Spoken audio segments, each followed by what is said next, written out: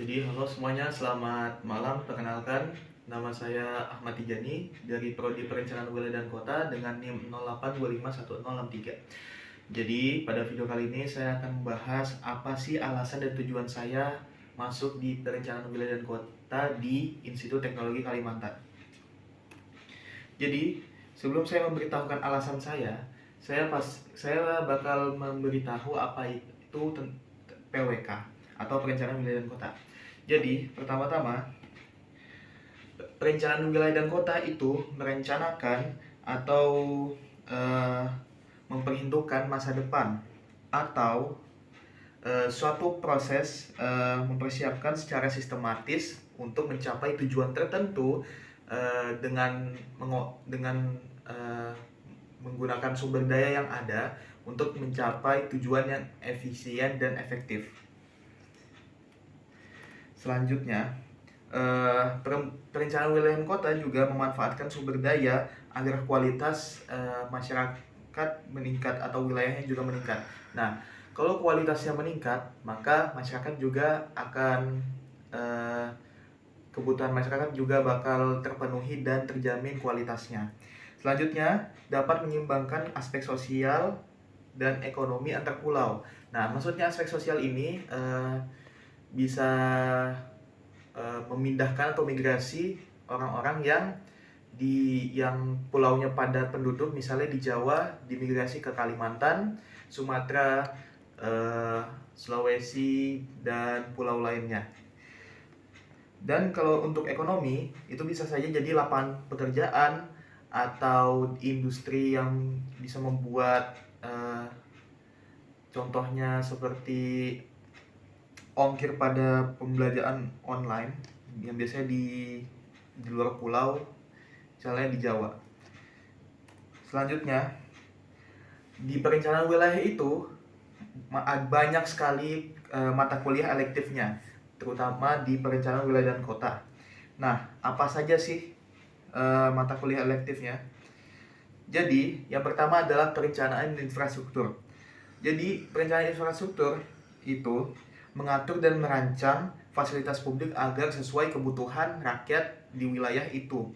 Nah, contohnya ini bisa jadi akses jalan yang baik, terminal, bandara, halte, bisa juga rumah sakit, dan lain-lainnya. Selanjutnya adalah data spasial. Data spasial itu apa ya? Jadi data spasial itu data yang berhubungan dengan lokasi, bentuk, koordinat, atau ukuran dan hubungan suatu objek untuk menentukan dan merancang. Misalnya data spasial ini bisa ditentukan dari penelitian di suatu daerah kita, yaitu kita mensurvei di suatu daerah. Lalu selanjutnya smart city atau kota yang berbasis teknologi. Nah, contohnya adalah di ibu kota negara yang terletak di Penajam Pasar Utara. Itu sudah memulai menggunakan smart city atau sudah berbasis teknologi karena sesuai prinsipnya Indonesia akan menjadi negara yang berkembang di Asia juga. Selanjutnya adalah perencana ekonomi dan wilayah.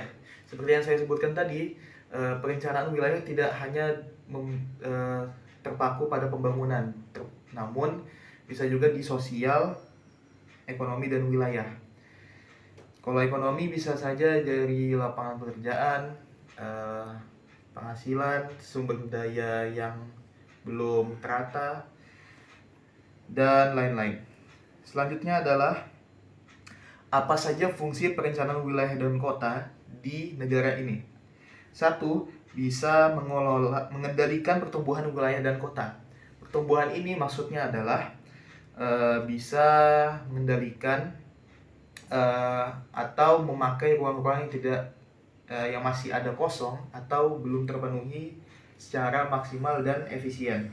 Selanjutnya adalah mengatur pemanfaatan ruang, yaitu kita bisa menentukan apa saja yang bakal dibuat di suatu wilayah yang masih belum dilakuin proyek. Selanjutnya meningkatkan kualitas hidup masyarakat sebagai infrastruktur sesuai pengertian perencanaan wilayah dan kota tadi, dan mendorong pemerataan pembangunan karena masih ada wilayah atau daerah yang masih belum merata bangunannya.